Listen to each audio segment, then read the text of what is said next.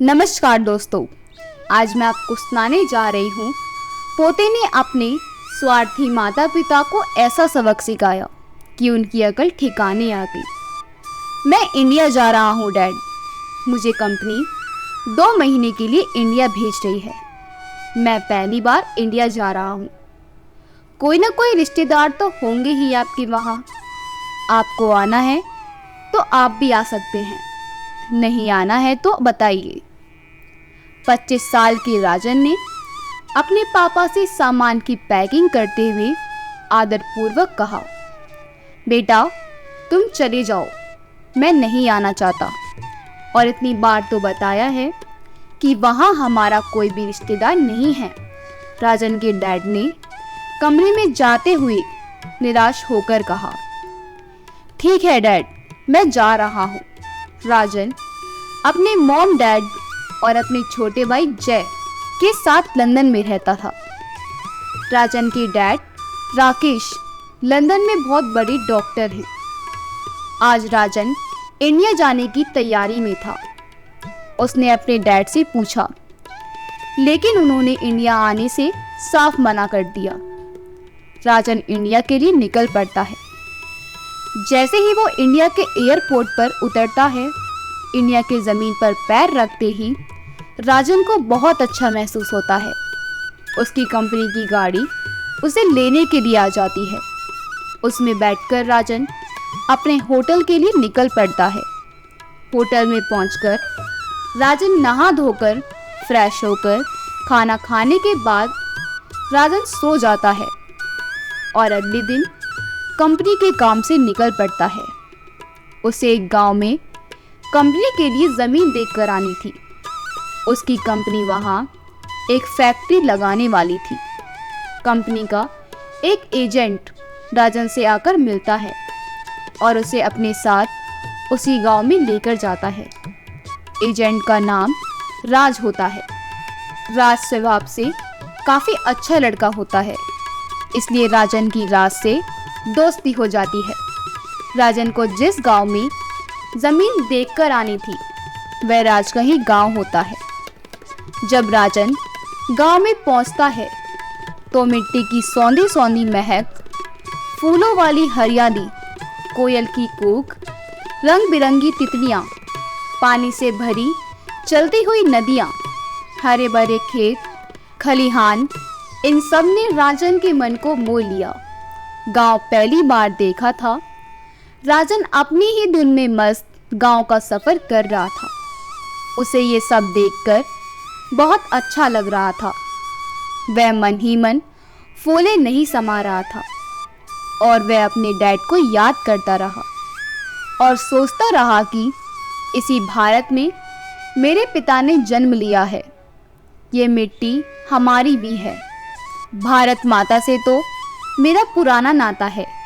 गांव पहुंचा तो दूर से देखा, गांव में पंचायत चल रही थी और पंचायत में जो व्यक्ति बोल रहे थे, राजन उन्हें देखते रह गया।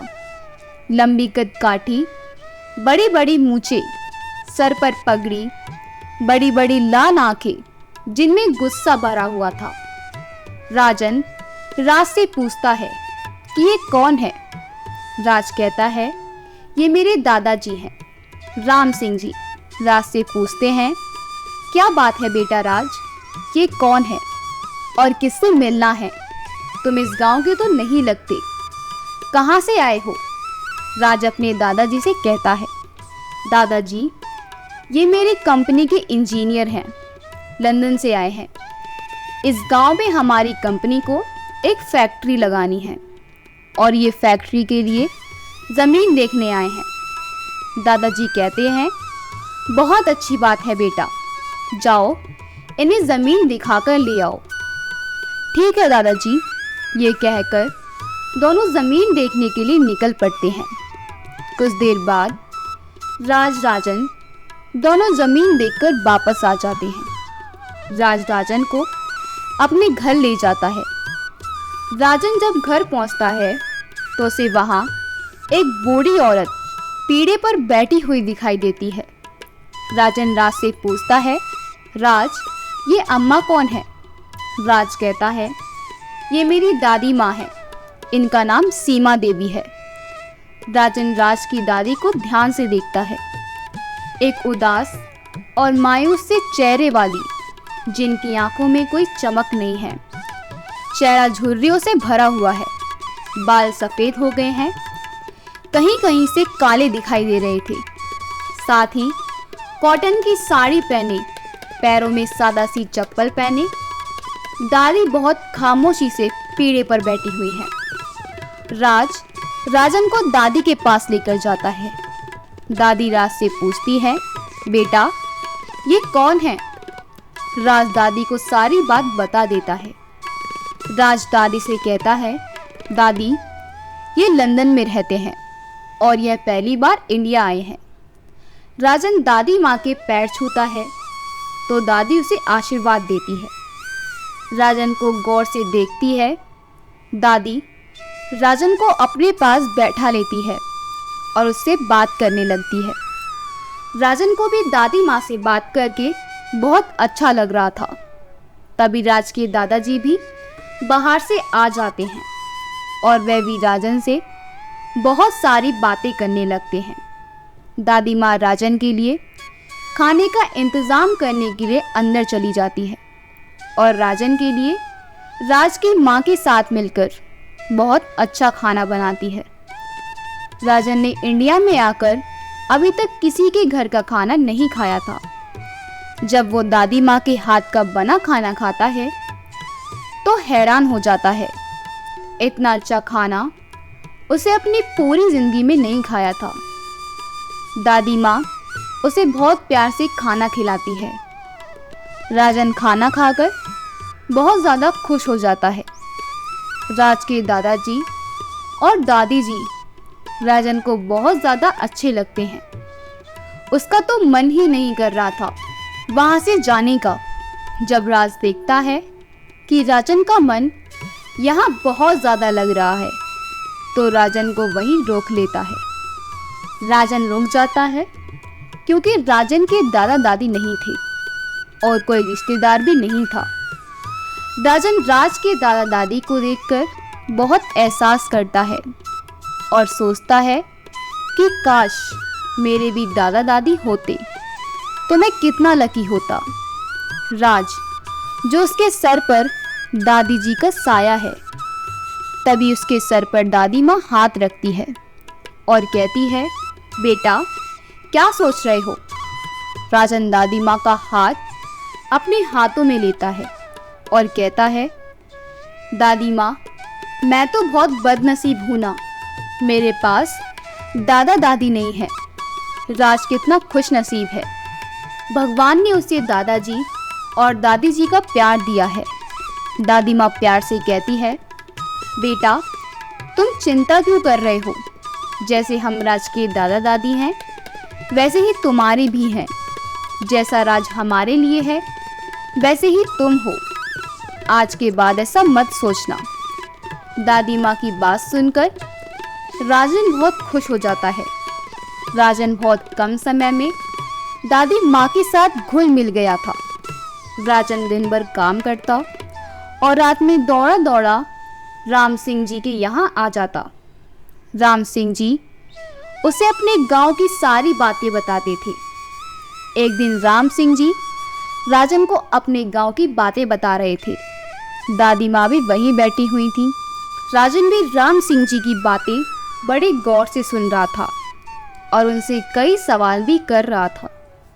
राम सिंह जी उसके सभी सवालों के जवाब दे रहे थे। दादाजी अपने छोटे बेटे की बात कर रहे थे।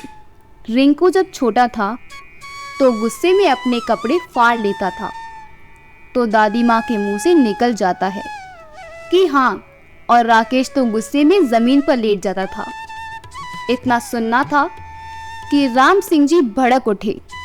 गुस्से से उनकी आंखें लाल हो गईं, शेर की तरह दहाड़ने लगे और कहने लगे कि मैंने कई बार बोला है इस घर में उसका नाम मत लिया करो, तुम फिर भी नहीं मानती। आज के बाद इस घर में कभी भी मैं उसका नाम ना सुन लूं। और वो वहाँ से चले जाते हैं। दादी माँ की आंखों से आंसू बहने लगते हैं।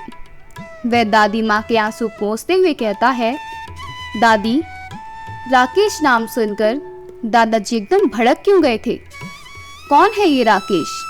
दादी माँ खड़ी होती है और पुराने से बक्से से एक फोटो एल्बम निकाल कर लाती है और जैसे ही राजन के सामने एल्बम खोलकर रखती है, उसके होश उड़ जाते हैं। उसे बहुत बड़ा झटका लगता है। दादी माँ से पूछता है, दादी माँ ये कौन है? दादी माँ उसे बताती है, बेटा, यहाँ बाकी सबको तुम जानते ही हो, यहाँ सबसे मिल चुके हो, लेकिन ये जो फोटो में मेरे बराबर में खड़ा है, ये है मेरा बड़ा बेटा राकेश। राजन एकदम से सन्न रह जाता है। दिल जोर जोर से धड़कने लगता है।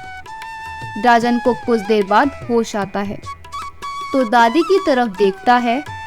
दादी अपने बेटे राकेश को देखे जा रही थी। राजन गौर से दादी को देखता रहता है। उसके मन में हजारों सवालों ने एक साथ जन्म ले लिया था। उसके सवाल उसे रह रहकर पूछ रहे थे। उसकी आंखों में खुद ब खुद नमी आ गई थी। दादी माँ को बस देखे जा रहा था और सोच में डूब गया था। ये मेरा परिवार है, मेरे दादा दादी हैं, मैं इनका पोता हूँ, इस परिवार का हिस्सा हूँ।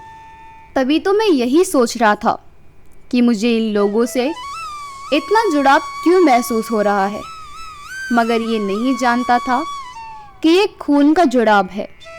लेकिन मेरे मॉम डैड ने तो हमेशा मुझसे यही बोला कि इंडिया में हमारा कोई अपना नहीं है, कोई रिश्तेदार नहीं है। मुझसे इतना बड़ा झूठ क्यों बोला? मुझसे ये सब मेरे मॉम डैड ने क्यों छुपाया? खुद को और मुझे लावारिस बना डाला, जबकि यहाँ इंडिया के गांव में हमारा भरा पूरा परिवार है। आखिर क्यों? राजन को ये सब सवाल खाए जा रहे थे। दादी माँ राजन को फोटो दिखाने में व्यस्त थी। राजन अपनी ही दुनिया में खोए जा रहा था। ये सब सवाल उसके दिल में तीर की तरह वार कर रहे थे। उसका चेहरा पसीने से तर हो गया था। उसकी आंखों में कई सवालों के साथ गुस्सा भी था। तभी दादी माँ राजन की तरफ देखते हुए कहती हैं, बेटा, तुम किस बात को लेकर परेशान हो? क्या हुआ? अपने दादाजी की बात का बुरा मत मानना बेटा, ये तो ऐसे ही बोलते रहते हैं, तुम मत घबराओ बेटा। राजन सवालों में डूबा हुआ अपने पिता की फोटो को देख रहा था। राजन ने दादी माँ से सवाल किया, दादी माँ, आपके बेटे राकेश के साथ क्या हुआ था? कहाँ है वो इस वक्त? आपके बेटे होने के बावजूद वो आपके साथ क्यों नहीं रहते हैं? दादाजी ने ऐसा क्यों बोला कि मेरे सामने उसका नाम मत लेना? दादी माँ कहती है, बेटा, एक साथ इतने सारे सवाल हैं, इतने सवालों के जवाब एक साथ मैं कैसे दूँ? मैं तुम्हें बताती हूँ, तुम्हारे दादाजी ने राकेश को लेकर ऐसा क्यों बोला है। दादी माँ यह कहकर राजन को अपने अतीत की दुनिया में ले जाती हैं। तुम्हारे दादाजी इस गांव के सरपंच के बेटे हैं। राम सिंह जी उसूलों के पक्के व्यक्ति हैं, बहुत गुस्से वाले हैं। तुम्हारे दादाजी हर किसी इंसान को अधिक प्रेम करते हैं, उस पर अपना पूरा प्यार न्यौछावर कर देते हैं। अपने माता पिता से, अपने गांव वालों से, मुझसे, अपने बच्चों से जी जान से प्यार करते हैं। जो भी उनसे मिलता है बस उन्हीं का होकर रह जाता है। पूरा गांव उनका सम्मान करता है। उनका हर एक फैसला अटल होता है। सब उनके फैसले का सम्मान करते हैं। लेकिन अपने ही बेटे ने उनके फैसले का तिरस्कार किया। हमारे गांव में कोई अस्पताल नहीं था। एक दिन गांव के एक व्यक्ति की पत्नी इसलिए मृत्यु हो गई, हमारे गांव में कोई अस्पताल नहीं है और उसे बच्चा होने वाला था, इसलिए उसे शहर लेकर पहुंची। लेकिन जब तक उसकी मृत्यु हो चुकी थी और बच्चा भी पेट में ही मर चुका था। राम सिंह जी ने उसे बचाने की पूरी कोशिश की मगर नाकाम रहे। उस हादसे ने इनके दिल को तोड़ डाला। उन्होंने फैसला किया कि अपने बेटे राकेश को डॉक्टर बनाएंगे और वो इसी गांव में अस्पताल खोलेगा। राकेश 5 वर्ष का था। राम सिंह जी ने उसे एक अच्छे से अच्छे स्कूल में पढ़ाया लिखाया। राम सिंह जी दिन रात उसके डॉक्टर बनने और इस गांव में अस्पताल खुलने का सपना देखते रहे। वो दिन आ ही गया जब उनका सपना पूरा हो गया। राकेश एक डॉक्टर बन गया। राम सिंह जी ने अस्पताल के लिए एक ज़मीन भी खरीद रखी थी। राम सिंह जी गांव के हर एक व्यक्ति को अपना सपना दिखाते रहते थे। मगर एक दिन राकेश अपनी मर्जी से शादी करके अपनी पत्नी के साथ घर आया और कहने लगा, मैं लंदन जा रहा हूँ। यह सुनकर हम चौंक गए। हमारी आंखें खुली रह गई। राम सिंह जी ने कहा, क्या कहा? फिर से बोलना। राकेश बोला, पिताजी मैं कल सुबह लंदन जा रहा हूँ अपनी पत्नी के साथ। मैंने शादी कर ली है और मेरी पत्नी भी लंदन ही जाना चाहती है। मैं यहाँ गाय, भैंस, गोबर, गरीब लोगों के बीच अपनी ज़िंदगी खराब नहीं करना चाहता। यहाँ गांव में अस्पताल खोलकर गाय भैंसों का इलाज करूँगा। मेरे बच्चे यहाँ किसान, गाय भैंसों के तबेले वाले के साथ नहीं रह सकते। पिताजी मेरा फ्यूचर यहाँ ब्राइट नहीं हो सकता। यह सुनकर राम सिंह जी ने राकेश पर हाथ उठा दिया। राकेश की पत्नी बोली, पिताजी मेरे पति पर हाथ उठाने का आपको कोई हक नहीं बनता। राम सिंह जी ने कहा, जहाँ जाना है जा और कभी अपनी सूरत मत दिखाना। मेरे लिए तू मर चुका है। मैं तुझे अपने घर, अपने जीवन, अपने गांव, अपने जायदाद से बेदखल करता हूँ। इतना कहकर राम सिंह जी अपने कमरे में चले जाते हैं। राकेश बेबस खड़ा रह जाता है। मैंने राकेश को रोकने की बहुत कोशिश की, लेकिन वो और उसकी पत्नी घर छोड़कर चली गई। दादी माँ अपने अतीत से बाहर आती हैं और रोने लगती हैं और राजन की आंखों में दादी माँ की बातें सुनकर आंसू निकलने लगते हैं। दादी माँ कहती है, बेटा हमारा परिवार बिखर गया, इसलिए दादाजी राकेश से इतनी नफरत करते हैं। राजन दादी माँ का चेहरा अपने हाथों में ले कहता है, दादी माँ मेरी आंखों में देखिए, मैं उस राकेश और रजनी का बेटा, मैं ही हूँ अपने देवता सम्मान बाप का तिरस्कार करने वाली राकेश का बेटा, जिसने अपने पिताजी के सपनों को तार तार कर दिया। दादी राजन की आंखों में देखती हैं और चूमने लग जाती हैं। मेरा दिल कहता था, बेटा तुम मेरा ही खून है, मेरा ही वंश है। तभी वहाँ राम सिंह जी भी आ जाते हैं, जो बाहर खड़े सब सुन लेते हैं।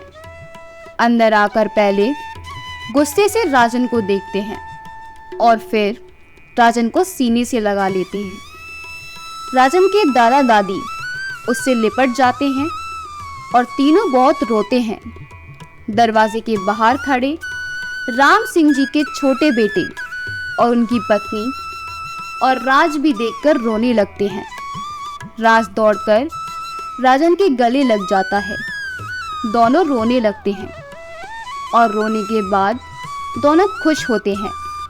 राज और राजन दोनों भाई भाई हैं। ये सोचकर ये दोनों बहुत खुश हो रहे थे। दोनों मिलकर बहुत सारी बातें करते हैं। अगले दिन ही राजन अपने डैड को फ़ोन करता है, डैड मुझे यहाँ गांव की लड़की से प्यार हो गया है और मैं शादी कर रहा हूँ। आपको आना है तो आ सकते हैं, नहीं आना है तो मत आइए, कहकर फ़ोन रख देता है। राजन की बात सुनकर राकेश के होश उड़ जाते हैं। राकेश रजनी को आवाज लगाता है, उसे सब बताता है। रजनी राजन की इस बात से बहुत परेशान हो जाती है और कहती है कि उसे शादी के लिए इंडिया के गांव की लड़की ही मिली थी। चलिए इंडिया चलते हैं और उसे ये सब करने से रोक लेते हैं, नहीं तो अनर्थ हो जाएगा। राकेश, रजनी और अपने छोटे बेटे को लेकर इंडिया पहुंचते हैं और राजन से उस गांव का नाम, उस घर का पता पूछते हैं जहां वह रह रहा था। राकेश को लंदन गए हुए 27 वर्ष हो चुके थे। उस गांव का नाम सुनते ही उसके होश उड़ जाते हैं। उसे गांव आते हुए अपना बचपन याद आने लगता है। राज के घर का पता पूछकर वह जब उस घर में पहुंचते हैं जहां राजन था, उस घर को देखते ही राकेश पर बिजलियां गिर जाती हैं। जैसे ही सब अंदर जाते हैं तो राम सिंह जी और सीमा जी राजन को अपने हाथों से खाना खिला रहे थे। राकेश के पैरों तले तो जमीन खिसक जाती है, तारे नजर आ जाते हैं, माथे पर पसीना आ जाता है। राजन की माँ रजनी राजन को अपने दादा दादी के बीच देखकर होश उड़ जाते हैं। वह तेजी से राजन के पास आती है और राम सिंह जी और सीमा देवी जी का हाथ राजन को खाना खिलाने से रोक लेती है। तभी राजन गुस्से में खड़ा हो जाता है और अपने माँ से कहता है, आपकी हिम्मत कैसी हुई मेरे दादा दादी को मुझे खाना खिलाने से रोकने की। तभी राजन के डैड उसके पास आते हैं और उसे थप्पड़ जड़ देते हैं। तेरी हिम्मत कैसे हुई अपनी माँ के साथ ऐसे बात करने की। राजन गुस्से में अपने डैड को पीछे धकेल देता है और कहता है कि आप लोगों की हिम्मत कैसे हुई मेरे दादा दादी के साथ ऐसा व्यवहार करने की।